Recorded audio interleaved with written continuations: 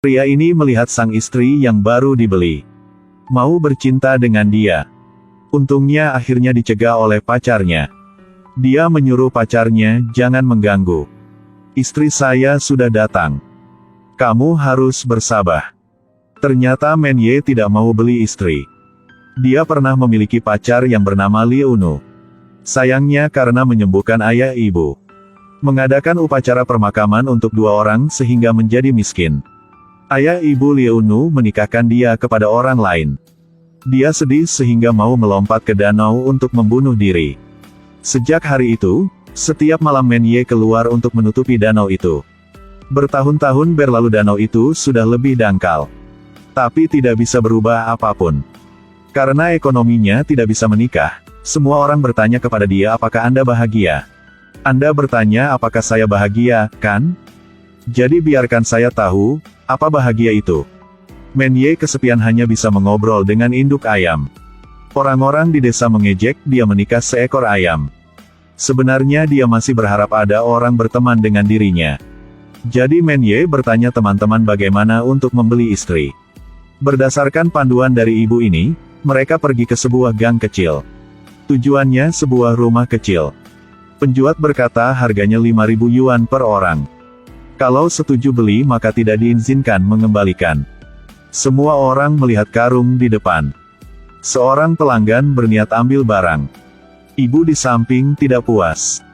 Dengan jelas dua pihak beli tapi kenapa hanya ada seorang? Mereka sudah bertunangan, hari ini harus membawa istri. Penjual pikir sebentar, lalu membuka lemari. Berkata bahwa orang ini harganya 4.000 yuan, apakah mau? Hari itu Loitu membawa istri pulang.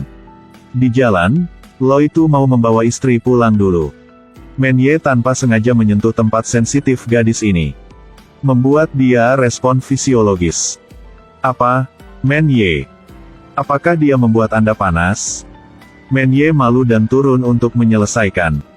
Hal ini membuat dia berpikir buruk. Saat Menye tenang kembali, Ibu Suyen memperingati harus hati-hati agar dia melarikan diri. Beli istri, antar 10 orang ada 8 orang mau melarikan diri. Sebelumnya saya dijual ke sini. Entah udah melarikan diri berapa kali. Sekarang korban menjadi penjahat. Pak Bu bilang kata-kata yang tidak nyaman. Keluarga-keluarga miskin sudah menjual anak perempuan. Tidak hanya orang tua kejam.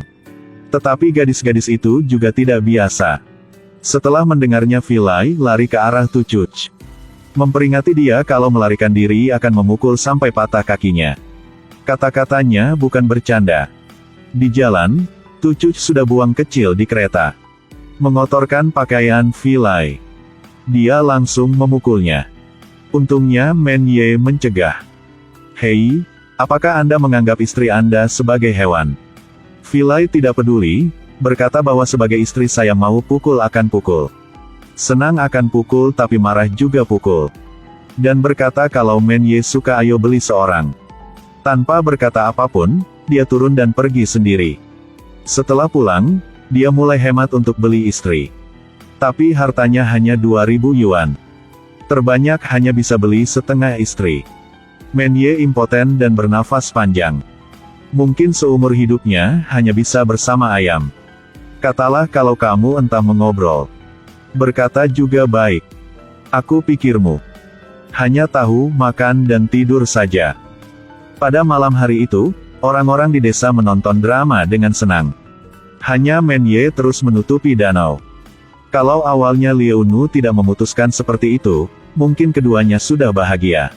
Hari-hari kemudian, Loitu dan ibunya menemui Bu Suyen untuk menghitung. Ternyata sang istri yang mereka membeli sebagai orang bisu, mereka merasa sudah ditipu. Baru menangkap Bu Suyen sudah memukul.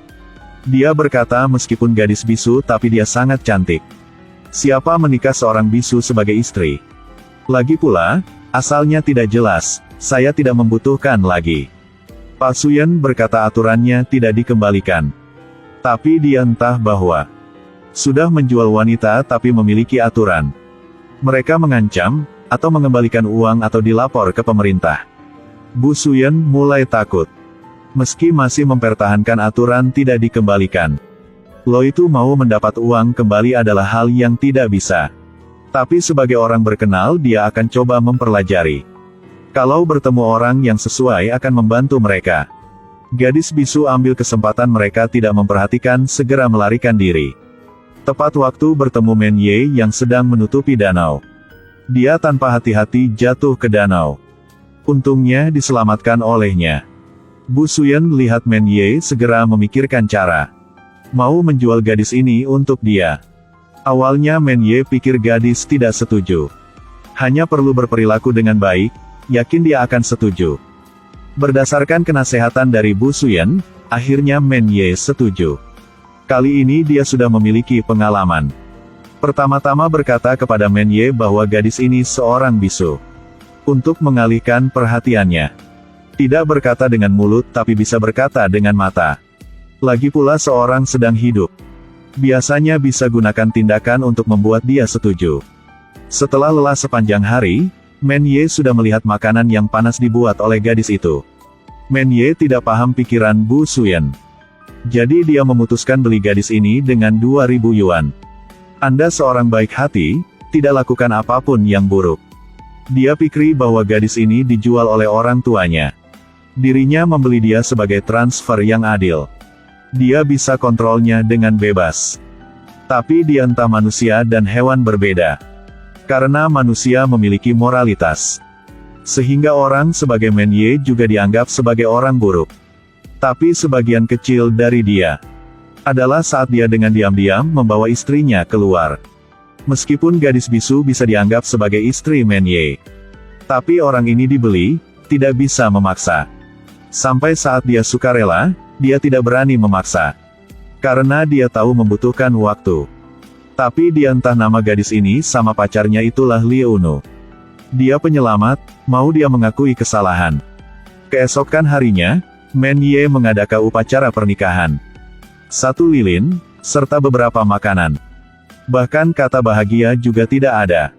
Inilah pernikahan dia. Tapi tetangganya di samping juga membeli istri. Kalau dibandingkan dengan dia pernikahannya memang miskin.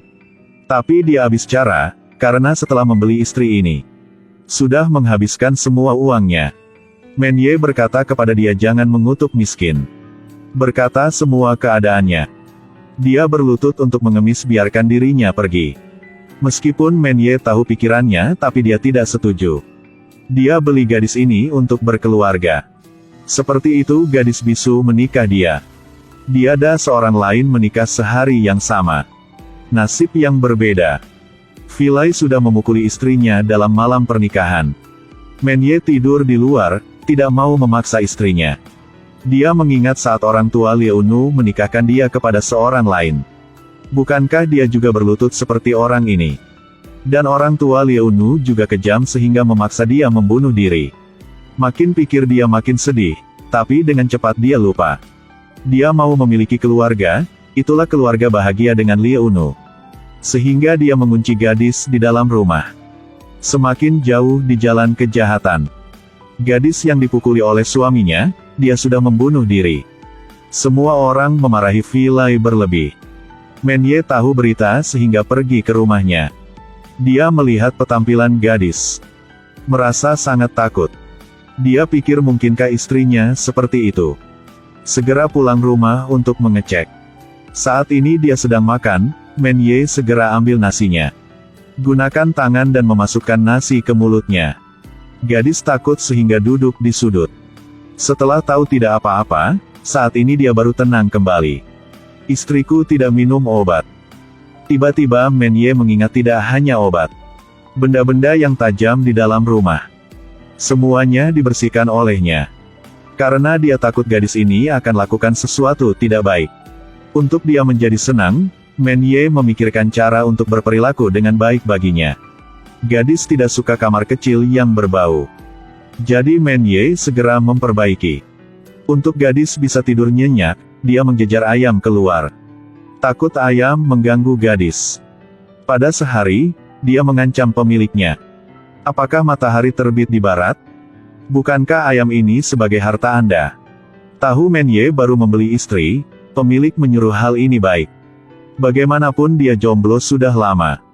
Pemilik memperingati dia harus waspada dengan istri. Semua istri yang dibeli selalu mau melarikan diri. Kalau Anda selalu sebagai orang baik akan tidak bahagia. Men-ye tidak mau memaksa. Dia berharap istrinya bisa damai. Tidak mau memaksa agar menyakiti dia. Dan percakapan ini sudah didengar oleh gadis. Sebenarnya dia merasa lawan sangat baik baginya. Juga tidak takut seperti sebelumnya. Tapi ingat tentang sebelumnya, dia dan pacarnya betapa bahagia. Ada seseorang bertanya apakah Anda bahagia. Dia setuju, berkata bahwa kebahagiaan adalah bisa hidup bersama pacar. Pikir hal ini, bagaimanapun Men-ye baik baginya juga seorang buruk. Harus waspada. Pemilik siap meninggalkan. Masih khawatir tentang kehidupan Men-ye. Meskipun kebelian tidak mudah tapi harus mencoba bahagia. Tiba-tiba gadis ini merasa mau muntah. Tapi dia hanya pikir dirinya muntah karena bau ini. Juga karena selalu melarikan diri, takut bahwa Men-ye akan lakukan sesuatu. Sehingga emosi ini mungkin tidak apa-apa. Hari-hari kemudian, Men-ye berkata kepada gadis ini. Dia berkata bahwa dia miskin, memang sayangnya dia. Tapi jangan takut, dia akan mencoba menghasilkan uang. Hanya perlu setuju hidup bersamanya, kalau mau dia bisa lakukan apapun.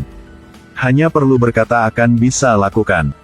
Melihat pertampilannya, gadis entah seharusnya melakukan apapun.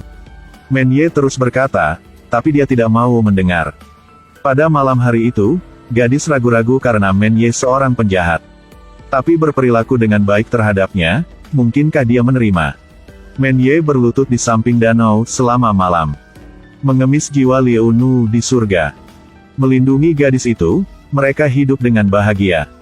Pagi keesokan harinya, Men-ye lihat gadis itu nyaman. Dia memberikan makanan untuk ayam. Men-ye memang senang, pikir bahwa dia sudah setuju tinggal bersamanya. Pagi keesokan harinya, Men-ye berkata kepada dia bahwa dirinya harus bekerja. Kira-kira sore akan pulang, menyuruh dia jangan terlalu khawatir. Memiliki kecintaan, Men-ye mencoba untuk bekerja. Tucuc juga bekerja bersamanya. Setelah menikah gadis menjadi gila. Sepanjang hari tanpa berkata apapun. Filai memimpin dia ke sini untuk bekerja bersama. Lihat keduanya dingin, pemilik berkata kepada Filai. Memang pernikahan atas kecintaan baru baik. Menyuruh Filai jangan pukul Tucuc lagi. Kali sebelumnya sudah memaksa gadis membunuh diri. Filai bertanya sekarang perlukah dia memukul Tucuc. Pada saat ini gadis berniat melarikan diri keluar tempat ini. Sebenarnya bahkan betapa kebaikan dia masih orang buruk. Hanya orang bodoh baru setuju tinggal. Tapi Men-ye mengunci terlalu kerat, gadis hanya impoten. Setelah bekerja, Men-ye mendapat uang yang dihasilkan hari ini. Membeli sebuah botol sampo untuk gadis. Dia tiba-tiba merasa senang. Setelah mencuci rambut, dia gunakan tindakan untuk mengucapkan terima kasih kepadanya. Untuk membalas kasih Men-ye, keesokan harinya, dia udah memasak makanan dan tunggu dia. Mimpinya dianggap sebagai udah dilakukan. Men-ye gembira berkata kepada gadis pemilik sudah membeli bukit. Berniat biarkan dia bekerja di sana. Dia bisa membangun rumah baru di bukit. Tapi dia tidak mau memutuskan, masih melapor kepada dia. Tapi gadis tidak berkata apapun, hanya menemukan suaranya agak serak baru-baru ini. Mungkin tidur di luar sehingga sudah masuk angin. Pagi keesokan harinya, gadis itu mengeringkan sebuah serimut yang lain. Tapi tidak menemukan tempat bersih. Men-ye membuat sebuah tali baru untuk dia, tapi tanpa hati-hati sudah jatuh. Gadis di samping tertawa sangat senak. Dia udah tinggal sangat lama, ini kali pertama dia tertawa. Pada malam hari, gadis membagi meja menjadi dua bagian, setiap orang berbaring di satu sisi. Meskipun mereka belum tidur setempat tidur, tapi bagi Men-ye, dia udah membiarkannya ke rumah maka akan setuju.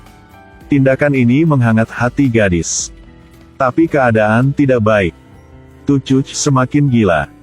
Tidak hanya buang kecil di tempat tidur, lagi pula gunakan pisau untuk mengancam. Filai takut dia akan membunuh dirinya dan keluarga. Hari itu Men-ye keluar tapi lupa mengunci pintu. Gadis segera melarikan diri. Tak disangka segera dicegah oleh orang-orang.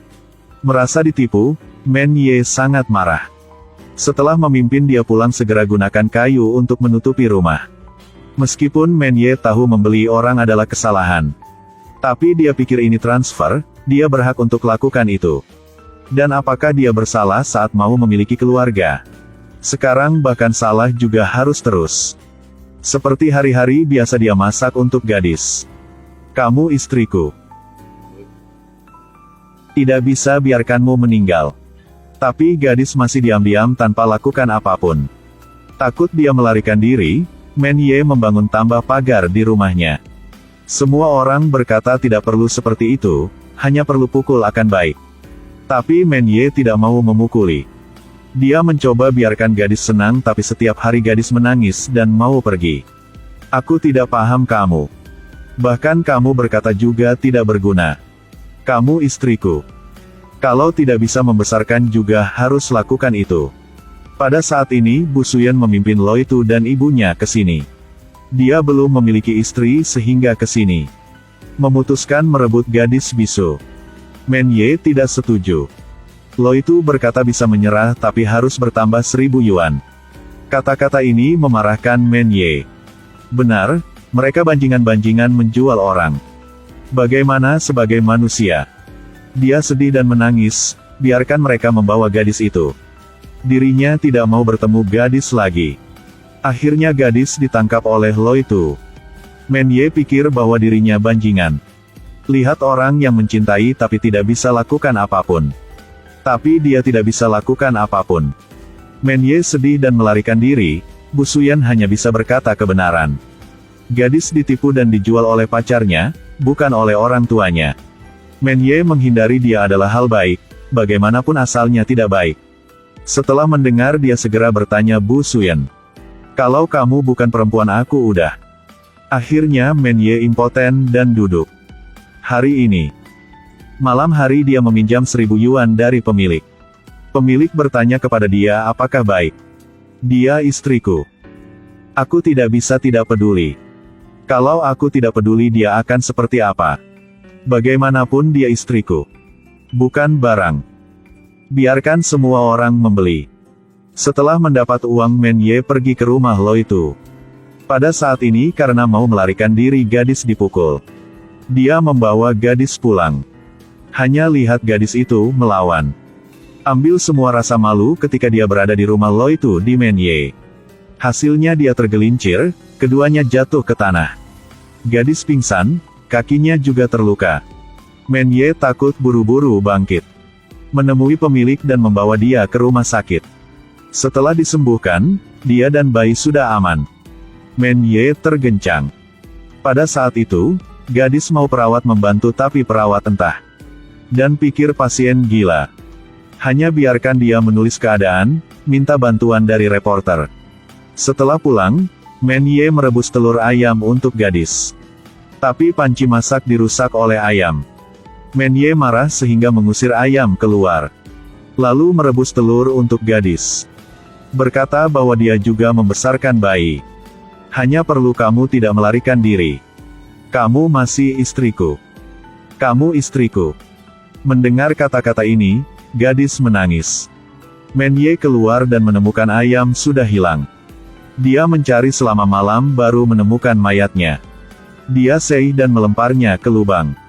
Ayam ini adalah pilar spiritualnya. Menyaksikan terlalu banyak rasa dia. Sekarang ayam mati maka jiwa dia juga mati. Dia entah kenapa nasib dia selalu sulit. Mungkinkah karena dia terlalu baik? Semuanya menghancurkan dia. Dia memutuskan bercinta dengan gadis bisu. Tapi suara menangis sudah membawa dia ke nyata. Men Ye tahu dia sudah salah dari awalnya. Kalau dia tidak membeli gadis ini, dia akan tidak hilang uang dan ayam. Kamu bukan istriku. Kamu bukan istriku. Pada saat itu, masalah terjadi di desa. Tucuc gila dan menyebabkan. Tidak hanya menusuk Vilai tetapi juga membunuhnya. Penampilan gadis itu membuat Men Ye sangat takut. Lihat keadaan keluarga Vilai, dia juga paham. Dia kembali dan melepaskan semua kayu. Juga tidak mengunci pintu lagi. Kalau gadis mau pergi dia akan biarkannya pergi. Untuk